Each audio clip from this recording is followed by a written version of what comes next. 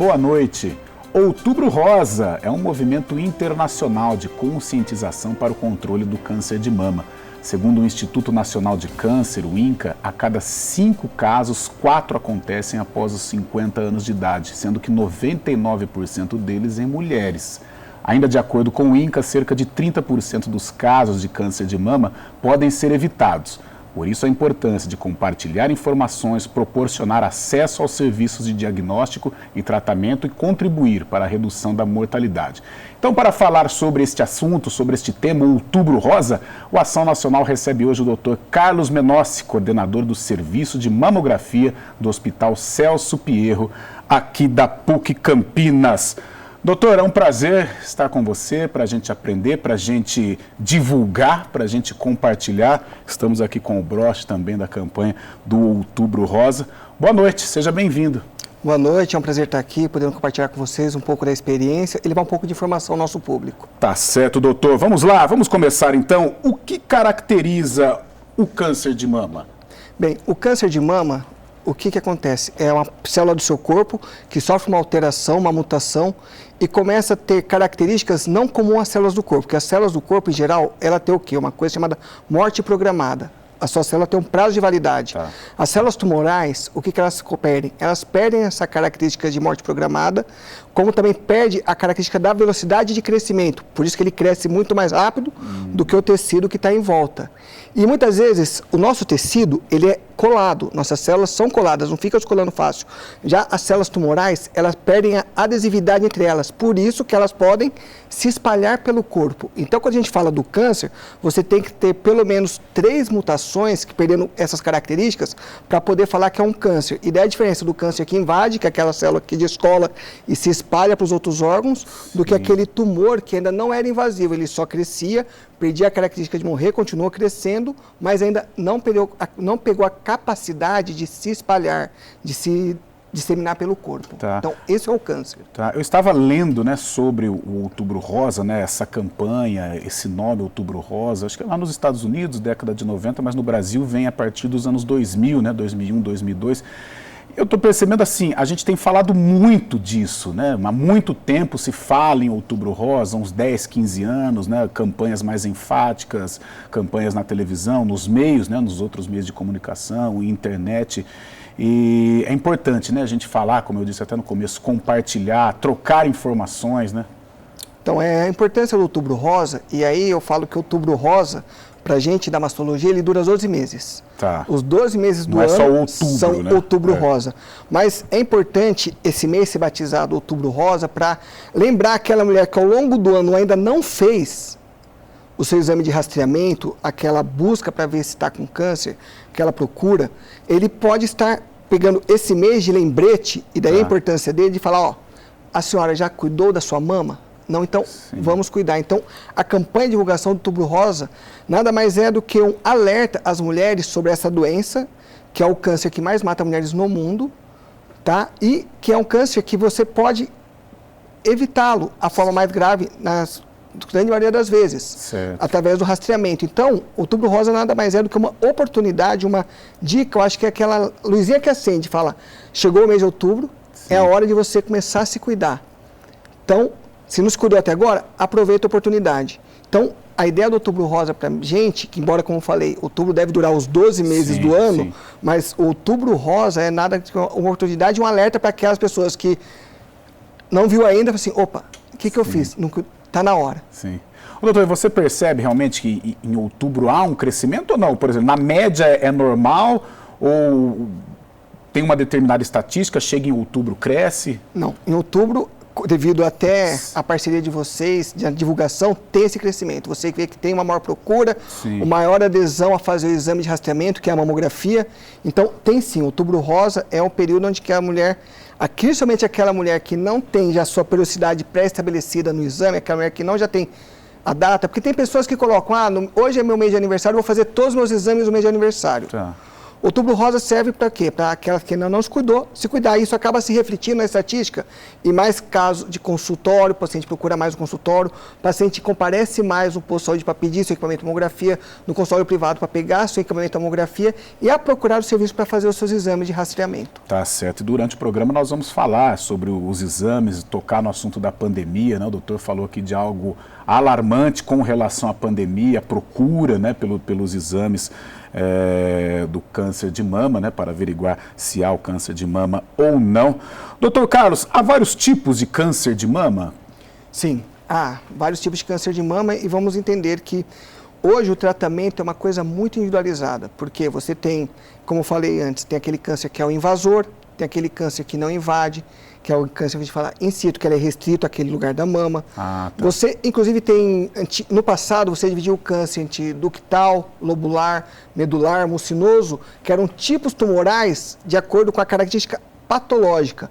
Hoje você rotula o câncer de acordo com como ele se expressa na sua imunistoquímica, seja sua característica molecular, seu perfil genético propriamente dito. E aí hoje você fala mais em que? Carcinomas luminais, HER2 positivos, triplo negativo ou triplo positivo, que são perfis de tumores que, de acordo com a faixa etária, são mais frequentes, que nem os luminais, ele é mais comum em paciente mais idosa, o triplo negativo ele é mais comum em paciente mais jovem, e tem comportamento diferente e responde a tratamentos diferentes. Inclusive, eu vi que a gente vai talvez estar conversando com isso ao longo da nossa entrevista. Então, são tratamentos diferentes que você vai fazer para cada tipo de câncer. E é importante que a gente fale que toda paciente tem que fazer aquele tratamento? Não. Hoje, a mastologia, a oncologia clínica se desenvolveu bastante, inclusive a gente individualiza o tratamento. Então, não é porque a vizinha fez aquele tratamento, você vai fazer a mesma coisa e passar pela mesma situação. Não. O teu câncer é teu e vai ser cuidado de uma forma individualizada. Para ser, inclusive, um tratamento mais individualizado e humanizado, porque você não vai colocar todo mundo na mesma forma e querer que todos se adaptem. Não, a gente individualiza o tratamento pensando no quê? Na qualidade de vida da paciente, sobrevida, expectativa de vida e a saúde que ela está no momento que descobriu o câncer. Sim. Tudo isso é levado em conta. Sim. O doutor, você falou, né, nesse tratamento individualizado, o momento da descoberta do câncer, que é muito duro, né? Nós aqui, a gente só de falar a palavra, tem muita gente que fala, não, eu nem vou falar o nome da doença, né? E vocês trabalham nesse aspecto psicológico para dar notícia, para falar como que vai ser o tratamento, em que estágio que está o tumor, existe toda essa preocupação, não só em falar do câncer de mama, mas tudo que envolve? Então, é comum, inclusive, na PUC, eu falo muito com os meus pacientes, que eu falo, você agora está sendo adotada. Tá. Você está sendo adotado. O que é estar sendo adotada? Você vai ser cuidado até o final, entendeu? E uma coisa importante, porque a angústia da paciente não é no momento do diagnóstico, é no momento que ela tem uma alteração e vai fazer sua biópsia. A paciente já chega na biópsia fragilizada porque ela sabe que tem uma coisa ali e que dentre todas as possibilidades, o que não sai da cabeça dela é o câncer. E essa fragilidade naquele momento tem que ser muito bem trabalhado. Por quê? Porque você tem que explicar da paciente da importância da adesão ao tratamento, porque se a paciente não entender que aquilo é importante, ela não vai se preocupar em voltar no retorno, não vai ter pressa, às vezes vai remarcar, vai fazer algumas outras coisas que ela acha mais importante. Então, você tem que explicar a gravidade da situação, mas em contrapartida, mostrar que ela tem um caminho e vai estar sempre alguém ao lado dela na assistência desse caminho. Então, o cuidado que temos que ter com a paciente é justamente por isso. Você não pode pensar em ser aquela mão muito pesada, em falar, ó, é isso, mas também não pode deixar ela totalmente solta achando que aquilo não é nada. Porque é importante o tempo todo ela estar atenta, inclusive para alterações que pode ter, que pode predizer se aquele tumor é mais agressivo ou não. Tá. E por isso é bom, inclusive a equipe multidisciplinar faz muito isso daí. Sim. A participação de psicólogos, a parte, por exemplo, depois da cirurgia, a fisioterapia. Então, essa equipe vai estar ajudando isso. É por isso que a gente fala, ela vai ser adotada agora pelo serviço no cuidado dela. E é a importância disso. Certo. Doutor, você falou, tem gente que, por exemplo, saiu o resultado meio que dá de ombros para a situação? Existe esse tipo de pessoa? Sim, tem pessoas que faz o exame e não vai atrás de pegar o resultado. Nossa. É muito comum. É comum, né? É muito comum, e não é só para mama, é isso para todos os lugares. O serviço faz o exame, aí depois, ai nossa, eu nem levei meu exame para o médico ver ainda. E quando chega o exame ainda está lacrado. Porque hoje com a internet, muita coisa já teve facilidade. Você tem a facilidade de pesquisar aquilo que está vendo. É que está o problema também, entendeu? Na internet. Mas é um problema, mas ainda assim eu acho que é menos danoso do que a gente fechar os olhos, como ela tem pesquisa. Pelo menos na internet você vai ter ali um diagnóstico, a gravidade. Exato. Pode chegar com os olhos desse tamanho, chegar no médico e falar assim, não, aquilo que você viu errado, não é o seu caso, o seu caso é nada. Mas pelo menos chamou atenção. Exato. O meu medo é uma coisa importante, eu acho que daí a importância de estar divulgando sobre o câncer de mama, é pessoas que fazem o exame e não se preocupam em buscar. Nossa. Não se preocupem em levar ao médico. Exemplo. Às vezes não é, doutor, só desculpa te interromper, às vezes também não é até o medo do resultado. É claro que não pode existir esse tipo de coisa. Fez o exame, vamos descobrir o que é, vamos tratar, independente da gravidade. Mas às vezes a pessoa está tão temerosa, né? E nesses casos eu acho que as pessoas são mais pessimistas do que otimistas, que não quero nem abrir. Não, também. Isso daí tem aquelas pacientes que negam a situação e preferem não abrir, ainda mais se ela já sente alguma coisa, ela fala, nossa, aquilo deve ser câncer. Então, esse é o detalhe, ela já sente alguma coisa na mama, fez o exame, ela não vai abrir porque ela já, na cabeça dela, tem certeza que ela está com câncer de mama. Nossa. Então, uma coisa importante, aí também uma outra ressalva de uma situação que é importante a gente contemplar, aqueles mutirões de mamografia. Sim. Entendeu? Porque se você só foi lá, fez o exame, ficou com o exame na mão, você deu o primeiro passo no cuidado. Tá? Eu costumo falar que quando você vai fazer um mutirão, por exemplo, de carretas, teria que ser uma fileira de carretas. A primeira faz o exame de mamografia, estando tudo pronto os resultados. Vem a segunda carreta para complementar com ultrassom, aquelas que precisam. Aí depois tudo pronto, tem que vir a carreta que vai biopsiar essas pacientes. E dando câncer, tem que ver como que vai cuidar dessa paciente. Porque só fazer uma mamografia e não te dar o norte, você não ajudou. Não adianta nada. Você não ajudou. Então, às vezes eu estou até um pouco crítico com esse tipo de mutirão, que é um mutirão que você faz muitos exames, só que você não vai apresentar uma boa resolubilidade. Tá. Então, isso é uma das preocupações que eu tenho, porque essa paciente, ela tem, para aqueles casos alterados, ter um direcionamento preciso para você... O que é uma linha de cuidado? É você oferecer o exame certo no tempo oportuno. Não adianta oferecer o exame e não ter o tempo de cuidar. Sim. Ter uma mamografia que fala que tem câncer guardada na tua gaveta, não vai cuidar de você. Vai só mostrar que você já tinha ele lá atrás. Então, isso é importante. Muito me admira pessoas assim com essa... Não sei qual que é o sentimento da pessoa ainda não abrir o exame, mas só de ficar com o exame em casa, sabendo de uma possibilidade, sabendo que pode ser algo grave, nossa... Tá certo, doutor. Foi só o primeiro bloco aqui do Ação Nacional. O tema de hoje é Outubro Rosa. Eu estou aqui com o doutor Carlos Menossi. Na volta, nós vamos falar sobre o desenvolvimento do tumor, se esse tumor desenvolve muito rápido ou não. Nós vamos para um rápido intervalo, programação nacional, e na volta, muito mais aqui sobre o Outubro Rosa, o câncer de mama. Voltamos com o segundo bloco do programa Ação Nacional. O tema de hoje, Outubro Rosa, o mês de conscientização, o alerta aí sobre o câncer de mama. Doutor, na saída do intervalo eu disse sobre o desenvolvimento desses tumores, é um desenvolvimento rápido ou não? Como que funciona? Isso varia muito, Carlos. Então, o que acontece? Tem pacientes, principalmente paciente jovem, o tumor tende a se desenvolver mais rápido. Ele tende a crescer de uma forma mais acelerada. E tanto que, como foi colocado, as características imunistoquímicas dos tumores jovens, em geral, são tumores que respondem menos àqueles remédios, à hormonoterapia, aquele triplo negativo que eu comentei para vocês. Ele normalmente cresce rápido, responde à químio, mas no paciente jovem, qual que é o perigo? O metabolismo da paciente é muito favorável ao crescimento tumoral.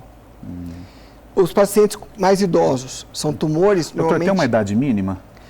Olha, ele é mais comum acima dos 50, embora seja bem frequente os 40 para frente, tanto que a Sociedade Brasileira de Mastologia, o Colégio Brasileiro de Radiologia, a FEBRASO, que é a Federação de Ginecologia e Obstetrícia, eles recomendam o rastreamento mamográfico a partir dos 40 anos, de forma anual. Sim. Tá? E até quando? Aí... Cada um defende de uma forma. O que acontece? Quando você faz o rastreamento, você está pensando, se você achar uma lesão, você vai começar um tratamento. Porque o que é a diferença de exame de rastreamento e diagnóstico?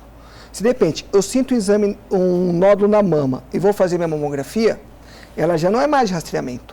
Eu já estou sentindo alguma coisa, eu vou lá para diagnosticar. Que é o que você fala quando é palpável, é isso? Exato, é um achado palpável. Eu já estou sentindo o nódulo, já é palpável.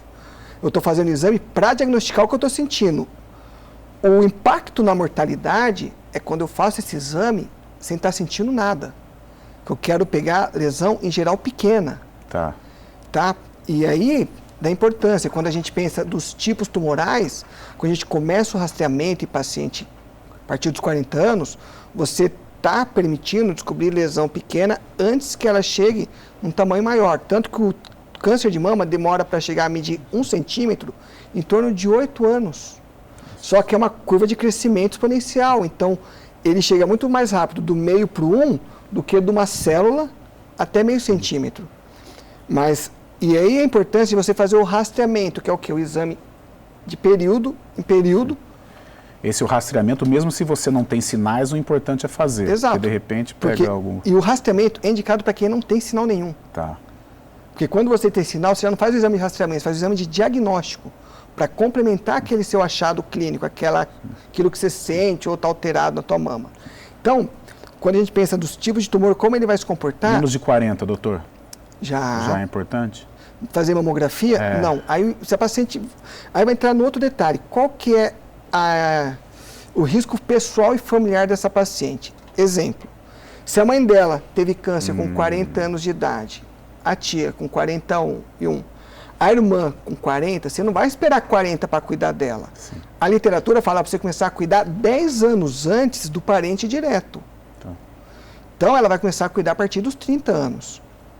Caramba. Exatamente. E aí você vai fazer a mamografia e vai acrescentar a ressonância, porque a mamografia é um método diagnóstico bom, mas ela tem uma limitação, que é a densidade do parênquima mamário.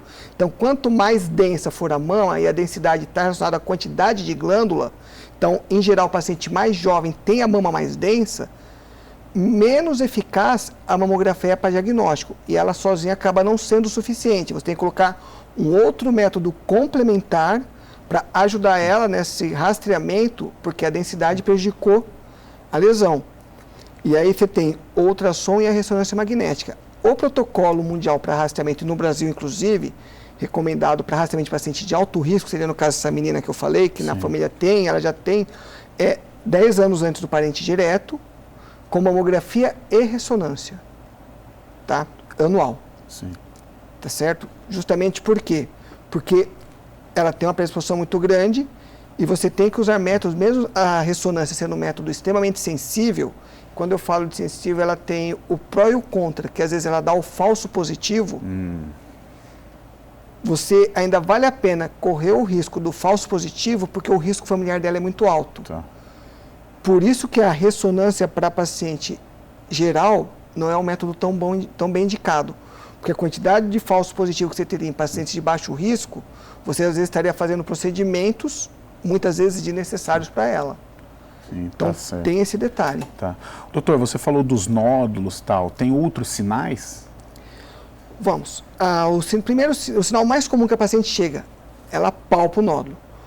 Outros sinais que você tem, a pele vai ficando endurada, uma pele meio às vezes avermelhada, lembrando um pouco a casca de laranja, comum no carcinoma inflamatório. Sim. Outra coisa que pode acontecer, começa a sair um fluxo, um líquido pela papila, que seria o bico do peito. E o que é o fluxo, esse líquido preocupante? Aquele líquido que é avermelhado ou é transparente como água. Normalmente, aspecto leitoso são menos relacionados a câncer, só que está tendo secreção avermelhada, que lembra sangue, ou está sendo uma água transparente, procurar o médico para ver que pode ter um tumorzinho associado ali. Importante lembrar que, às vezes, você tem nódulos benignos, que são nódulos. Nem todo nódulo é câncer. Mas você tem que tomar mais cuidados. Então, vamos lá. Nódulo palpável, pele espessada, pele endurecida, a mama está retraindo, apareceu alguma feridinha no bico do peito, que a gente chama de papila, mas no biquinho do peito ou na própria mama, a mama está retraindo a pele. Quando você olha uma mama a outra, a mama começou a retrair, cuidado, atenção. Importante o autoexame. O autoexame é um método de rastreamento eficaz? Não, não é. Mas é um método complementar muito importante que a mulher tem. Tá? E quando que é para fazer o autoexame? Em geral, eu falo para as pacientes assim, para aquelas pacientes mais jovens, que ainda menstruam, 14 dias depois da menstruação é o melhor período de examinar a mama, porque perto de menstruar a mama fica muito inchada, então você vai sentir muita coisa. 14 dias depois que menstrua, a mama dá aquela reduzida do inchaço, você sente mais fácil. E o importante, a periodicidade. Se você está acostumado a examinar sua mama todo mês, você vai perceber, isso não tinha aqui. E aí a luzinha acende, você vai procurar o médico. E para quem já está na menopausa, que não menstrua, o que eu costumo dar de dica? No dia do pagamento, que a gente tem um pagamento, a gente fica feliz, vai estar menos sensível àquelas dores relacionadas ao estresse e ansiedade. Então, essas dicas que eu dou, mas e eu que não tenho nenhuma nem outra coisa? Todo dia 1º do mês ou no final do mês, você coloca uma data no calendário, hoje é o dia que está fazendo. Porque se todo dia você estiver apalpando, vai chegar um dia que, de repente, você fez muita atividade física, vai apertar, vai sentir dor, vai ficar preocupado. E lembrar que, normalmente, o câncer de mama não dói. Doutor, o nódulo ele aparece só na região dos seios ou nas axilas? Bem, quando a gente fala do câncer de mama, a gente pensa em estadiamento local. Quando é estadiamento local, a gente fala da mama e axila. O nódulo na axila, geralmente, é o tumor de mama que já foi para a axila. Tá no estágio... Ele ainda não espalhou pelo corpo, então ele está no tratamento local, porque o tratamento da mama hoje, você vai operar a mama e a avaliação axilar. Seja ela com aquele linfonodo sentinela, que é o linfonodo que pega a irrigação da mama, então ele seria um linfonodo que, se ele estiver livre, a chance dos outros estarem livres é muito boa, então você não sente nada na axila. Os exames estão todos normais na axila. E você está com câncer de mama, você vai operar a mama e ver o linfonodo sentinela. Você vai ver aquele linfonodinho que vai drenar a mama. Se ele estiver livre, não precisa mexer no resto. Agora, se tem um tumor de mama e já tem a axila comprometida, já mostra que você está também com uma doença axilar. Ainda está na mama, sim. Aí você vai avaliar o tratamento. Às vezes a cirurgia não é a primeira opção. Você começa com tratamentos anteriores à cirurgia, por exemplo... Isso é que eu ia falar, detectei, né? Foi diagnosticado o tumor. Qual que é o passo a passo, seria? Vai depender muito do grau, do tipo de paciente, do tamanho da mama, do tamanho do tumor. Exemplo, uma paciente com uma mama muito pequena, um tumor de 2 centímetros, que não seria um tumor tão grande. Você está com um tumor que está quase ocupando a mama inteira dela, mesmo ele sendo pequeno. Então, quando a gente pensa num tratamento conservador, por exemplo, um quadrante, um setor onde você preservaria a mama, mesmo assim você vai deixar essa mama com sequela. Então, você às vezes opta por um outro tipo de tratamento, você vai talvez tirar a glândula mamária e colocar um implante, mesmo o tumor não sendo tão grande. Agora, uma paciente com uma mama mais volumosa, um nódulo pequeno, você pode pensar no tratamento que você tira o tumor, preserva a estética da mama, avalia a axila, vê se está com problema ou não. E ainda tem outros casos que o nódulo é grande, você começa com a quimioterapia, esse nódulo reduz de forma tal que você consegue, inclusive, fazer o quê?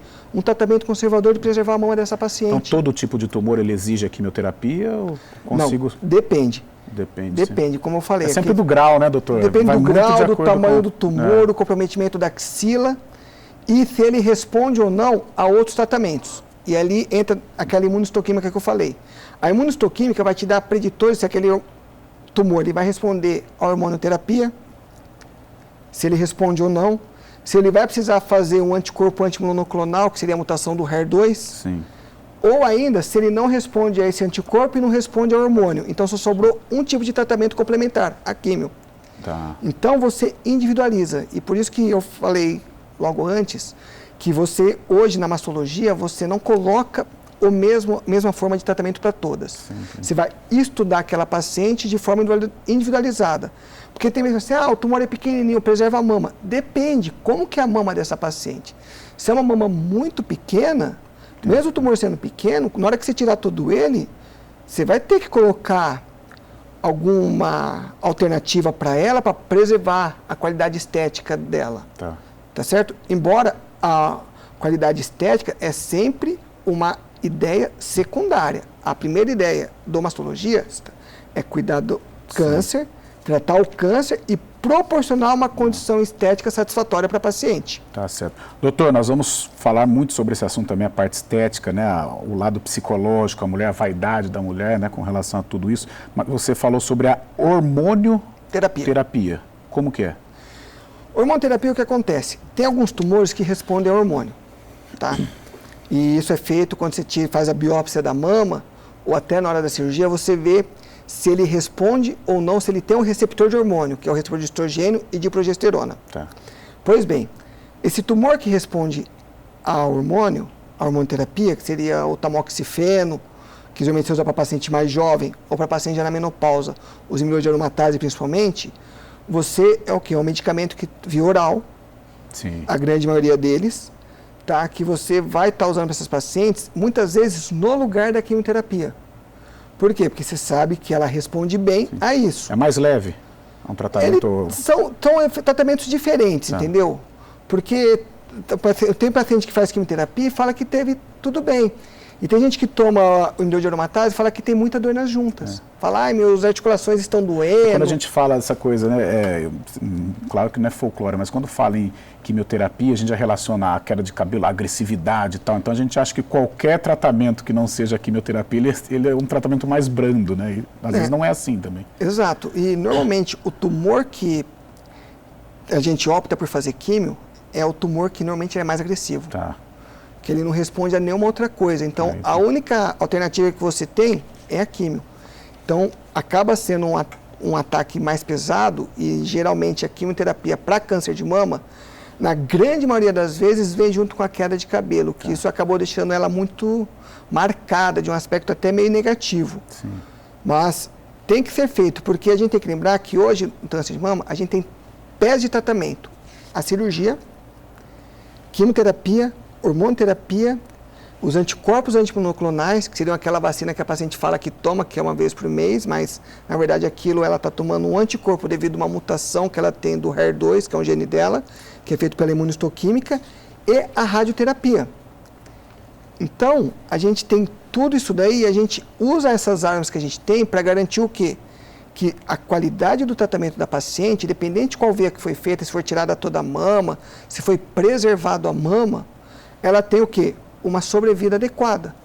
Porque às vezes a paciente fala, eu não quero tirar a mama, você vai ter que ver uma alternativa para ela, para oferecer dentro do desejo dela, que tem que ser respeitado, claro, um tratamento eficaz.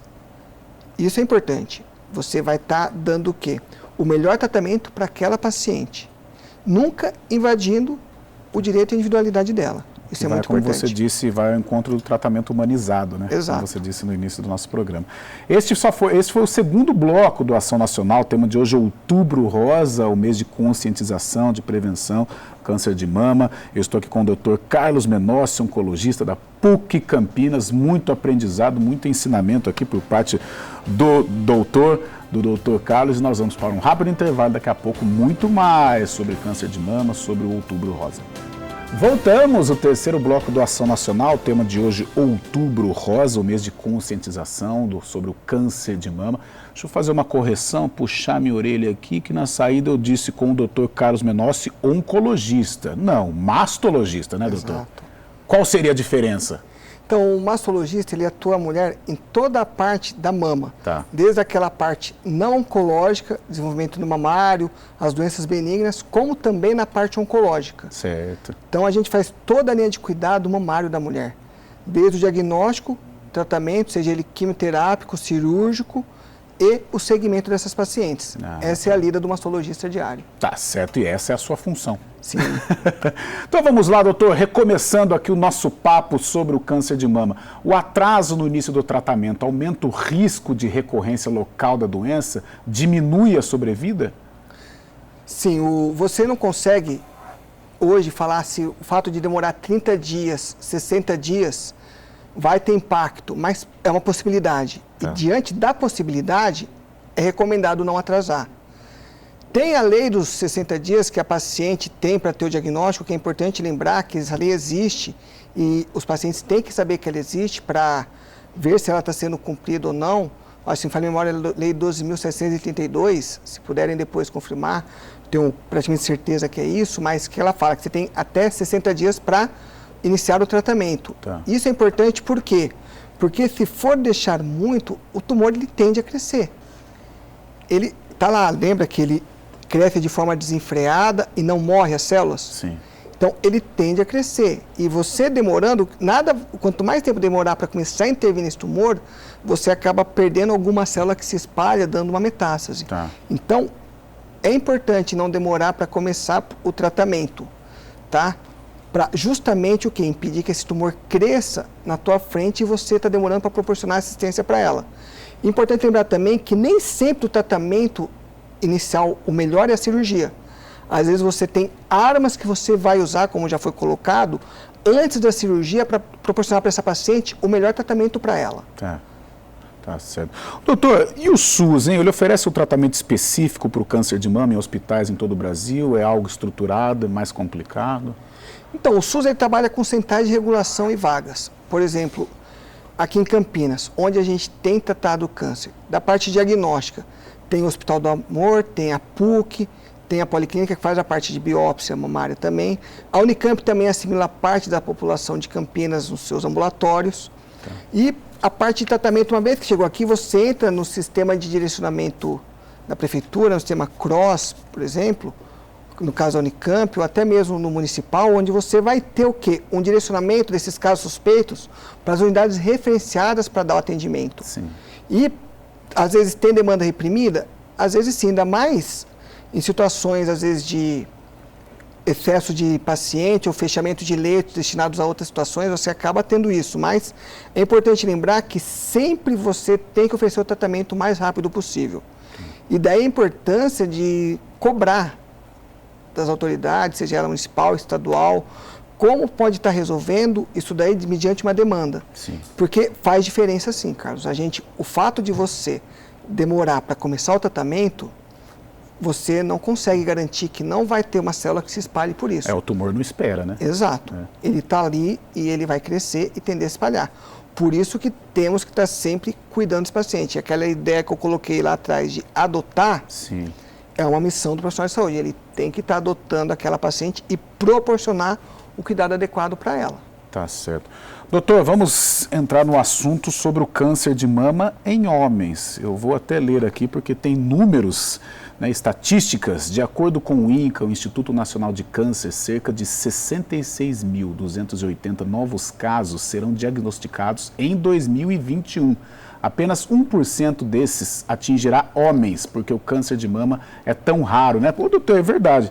Estou aproveitando aqui, por que é tão raro? A gente fala câncer de mama, só falou em mulher, Apesar de ser um percentual muito pequeno, esse câncer também atinge homens. Como que deve ser o tratamento? É importante também fazer o exame? Bem, por que normalmente o homem é menos acometido pelo câncer de mama? Primeiro, quando a gente compara a glândula mamária masculina e feminina, a gente tem muito menos glândula mamária. Tá. E só pelo fato de ter menos glândula mamária, você tem menos lugar para dar câncer. Daí já dá um impacto direto no quê? Na incidência. Existem algumas situações hoje que a gente tem que estar vendo que é o quê? Exposição hormonal. Sim.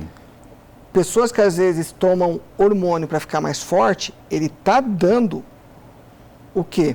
Substrato e aumentando com isso o risco do que dessa glândula se desenvolver mais. Ela se desenvolvendo mais, você também está associando o quê? Uma maior chance de ter câncer.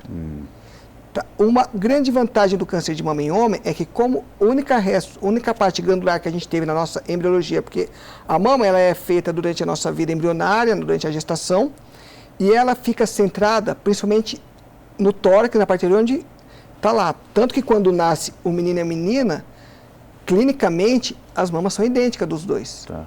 O que acontece é que, ao decorrer da puberdade, os hormônios sexuais femininos estimulam o crescimento da mama feminina. O masculino, para alguns meninos que são mais sensíveis, ele tende a ter um aumento dessa glândula, que a gente chama de ginecomastia, só que depois dos 18 anos, essa glândula tende a retrair e regredir normalmente, tanto que casos que não regridem, em geral, é indicado uma via cirúrgica, que é a correção da ginecomastia. E Por isso, por essa glândula nossa ser mais retraída, a gente tem uma menor quantidade de câncer. Tá. Mas o que é interessante? Qual que é o melhor exame para a gente estar triando, já que para a gente, que como tem pouco, não é tão comum o rastreamento mamográfico não ser indicado, o exame clínico. Palpar atrás da areola, da papila, do biquinho do peito, ver se tem algum caroço que se formou ali. Importante lembrar que tem alguns remédios de uso contínuo, alguns psicotrópicos, alguns remédios de pressão, ou até mesmo o hábito de vida, que nem o alcoolismo, ele predispõe ao aumento da glândula mamária, que acaba propiciando o quê? Uma sensação, está aparecendo alguma coisa aqui na minha mama. E aí você vai avaliar, aquilo é só tecido mamário que se desenvolveu, não é câncer, mas é importante. Palpou, viu que tem alguma coisa ali, procurar um mastologista para avaliar. Mas eu vou ter que fazer mamografia? Se preciso for, vai. Para fazer o diagnóstico. E uma vez diagnosticado, o tratamento do câncer de mama masculino, ele é idêntico ao feminino. Você pega casos, doutor? Chegou Pegamos. Com frequência? Então, como ele é mais raro, a gente acaba pegando menos. Mas teve um caso que impactou bastante, foi de um colega médico, ginecologista, que chegou com nódulo palpável. E ele chegou, eu acho que é. Examinamos, colocamos ultrassom, tinha todo o aspecto suspeito, assim, olha, tem todo aspecto, deve ser. Fizemos a biópsia, deu câncer, ele operou. Geralmente, aquilo que eu comentei lá atrás, como a gente não tem uma mama grande, a cirurgia do homem normalmente é a mastectomia. Sim. Você vai tirar toda a mama, porque é muito pequena, e faz todo o tratamento. Dependendo do estágio, precisa fazer radioterapia ou não precisa. É idêntico, uma vez diagnosticado, o tratamento é idêntico Mesma coisa. ao da mulher. Sim. Só que tem alguns agravos no caso do homem. Qual que é? Como a gente não tem uma glândula para o tumor crescer, ele pode, com frequência, invadir a pele ou invadir a parede torácica. Porque ele vai crescendo. Então, esse é o cuidado que tem que ter, de quando sentir alguma coisa, não ficar demorando para procurar o Principalmente socorro. o homem, né? O homem é cheio de coisas, cheio de costumes, né? Que nem agora está chegando o Novembro Azul, né? Que é o câncer, o mês de prevenção ao câncer de próstata, né? Exato. É sempre bom estar falando, porque o homem é um bicho meio teimoso, né, doutor? Não se cuida. É. O homem não se cuida e daí que é importante. Tanto o câncer de mama e, no caso do Novembro Azul, o câncer de próstata, são tumores que quanto mais tarde você descobre, pior a sua sobrevida e mais agressivo acaba sendo o tratamento. Sim. Para o câncer de mama isso é uma verdade, para o de próstata também. Então, descobrir na fase inicial é sempre o melhor caminho. Tanto pensando em cura, sobrevida, em tratamento menos radical. Tá certo, já foi o terceiro bloco do Ação Nacional, nós vamos para um rápido intervalo, o tema de hoje é Outubro Rosa, o mês de conscientização, o mês de prevenção ao câncer de mama. Eu estou aqui com o Dr. Carlos Menossi, mastologista, agora sim, mastologista, e no próximo e último bloco nós vamos falar sobre fatores de risco. O intervalo é rápido. Voltamos, o último bloco do Ação Nacional, o tema de hoje, Outubro Rosa, um mês de conscientização, prevenção ao câncer de mama. Eu estou aqui recebendo com muito prazer, aprendendo demais com o Dr. Carlos Menossi, nosso mastologista. Doutor, vamos fazer aquele famoso, não é Marília Gabriela, mas um bate-bola? Perfeito, vamos lá. Vamos lá, falando sobre alguns fatores de risco. Fatores genéticos hereditários devem ser considerados? Devem sim. E para paciente... Você até citou isso, né? Exato. Para paciente te ter ideia do que é um fator genético dela, você tem duas formas. Ou na família alguém já fez o teste e já tem a mutação comprovada, então ela já tem um antecedente familiar presente, ou ela tem um antecedente familiar muito importante. E quando eu falo antecedente familiar importante, é muito resumido, é mãe, pai, irmão, irmã, ou filho. Se algum deles teve câncer de mama antes dos 40 anos, ou câncer de ovário em qualquer idade, tem que tomar cuidado que ela tem um risco genético aumentado devido à sua história familiar. Então é importante, porque o câncer genético é responsável por 20% mais ou menos dos cânceres. A grande maioria, 80%, não tem nada a ver com a parte genética, mas esses 20% genéticos, você tem que começar a cuidar mais cedo. Sim. Que é aquilo que eu falei, geralmente 10 anos antes do parente direto que teve câncer. Tá certo. Doutor, terapia de reposição hormonal faz aumentar o risco de desenvolver o câncer de mama?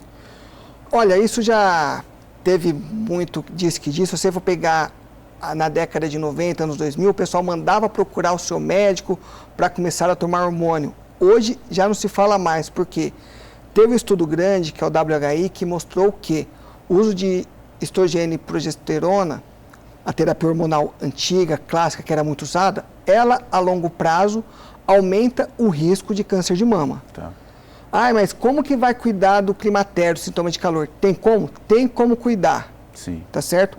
Estudos recentes mostram que, na verdade, não é o estrogênio e a progesterona, é só estrogênio, mas você tem que estar tateando, porque quando você repõe hormônio, você aumenta alguns riscos que esse hormônio vai dar. E não é só câncer de mama.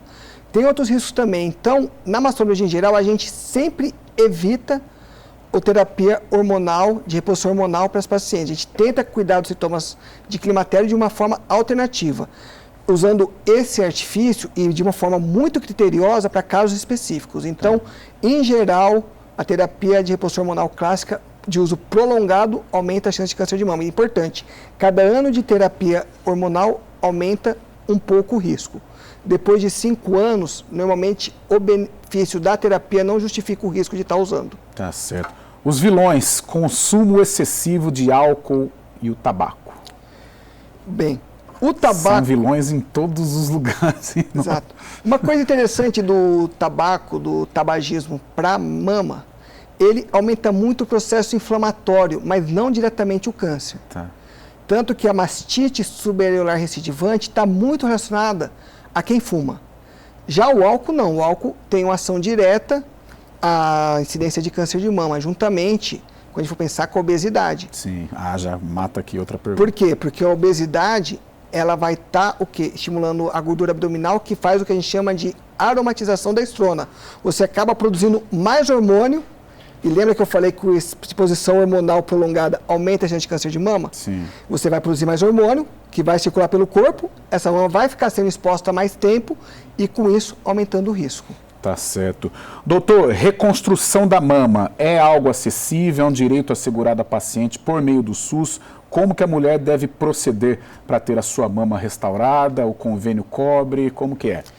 Olha, é um direito assegurado pelo SUS, o convênio cobre, mas é importante lembrar que quando a gente fala de reconstrução mamária, a gente está falando de uma cirurgia grande, tá? Principalmente às vezes quando você tem que rodar retalho, às vezes tem que pegar músculo abdominal, tecido abdominal, subir uma cirurgia grande, demorada, com risco cirúrgico importante que tem que ser considerado, porque às vezes a paciente ela tem um status clínico, ela tem várias doenças que dificultam esse tipo de cirurgia, não porque ela não poderia fazer, mas é que às vezes você lutou tanto para salvar aquela mulher do câncer de mama, e você vai colocar uma cirurgia que não é oncológica, que vai colocar a vida dela de risco de uma forma importante, então tem que ser muito tateado isso, sim, mesmo sendo garantido por lei. Importante também, paciente que fuma, e aí outro detalhe, embora eu falei que o cigarro não aumenta o câncer de mama, mas ele dificulta e contraindica muitas vezes a reconstrução. Porque o paciente que fuma, ele tem uma cicatrização prejudicada. E como você vai rodar um retalho para o corpo, para aquela área que vai ter o formato da mama, e ele não vai necrosar, não vai morrer. Então, é importante a gente pensar que a reconstrução mamária é um direito, E outra coisa importante, a ideia de reconstrução mamária. A reconstrução mamária, você não está dando uma mama para essa mulher. Você está proporcionando a ela um preenchimento que se assemelha à mama, mas não é uma mama e não é objetivo. Mas ela vai ter o quê? Uma condição estética satisfatória. Porque às vezes a paciente cria muita expectativa achando que ele vai devolver a mama, vai ficar aquela mama assim. Não é assim, porque você teve uma área que foi operada, foi mexida, você vai compensar? Vai. E daí a importância que quanto mais precoce você descobre, daí vai entrar no rastreamento novamente, menos necessário é de uma cirurgia reparadora muito grande. E aí melhora o quê? O resultado estético. E por isso que é importante. Tem direito? Tem. São todas as pacientes que podem fazer? Não. Tá? Qual que é o melhor momento de fazer? Você pode fazer ela tanto de forma imediata como tardia. Qual que é para qual? Depende muito de como está aquele paciente no momento da cirurgia. Às vezes o tratamento foi tão pesado para ela que clinicamente um tempo cirúrgico aumentado colocaria a vida dela em risco. Então, foi optado em fazer duas partes. Primeiro, você retirou a mama, espera o melhor momento para estar reconstruindo. Tem várias formas de reconstrução. Às vezes você pega a barriga, que é o TRAN, que você roda o retalho do reto abdominal para cá. Às vezes você pega aqui o grande dorsal das costas e roda ele para cá com o implante. Às vezes você coloca um expansor que vai esticando a pele para ter o espaço para você colocar o implante definitivo. Tem várias formas de ser usado. E lembrando que toda cirurgia ela tem chance de complicar. Nossa, doutor, a parte psicológica, né, principalmente com a mulher que mexe com o emocional, a vaidade a gente sabe que é importantíssima também. Vai falar de quimioterapia, de reconstrução, perda de mama. Deve ser um trabalho assim muito forte, né? Tem que ser muito bem feito, né? A gente tem que tomar muito cuidado porque a gente está num momento de muita fragilidade.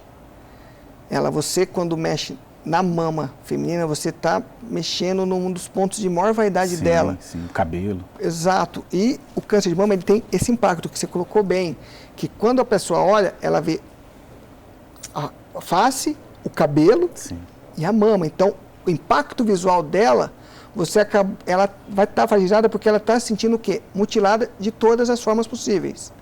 Aquela mama que está com câncer, aquela cabeça que está careca, e um tratamento que ela ainda tem o quê?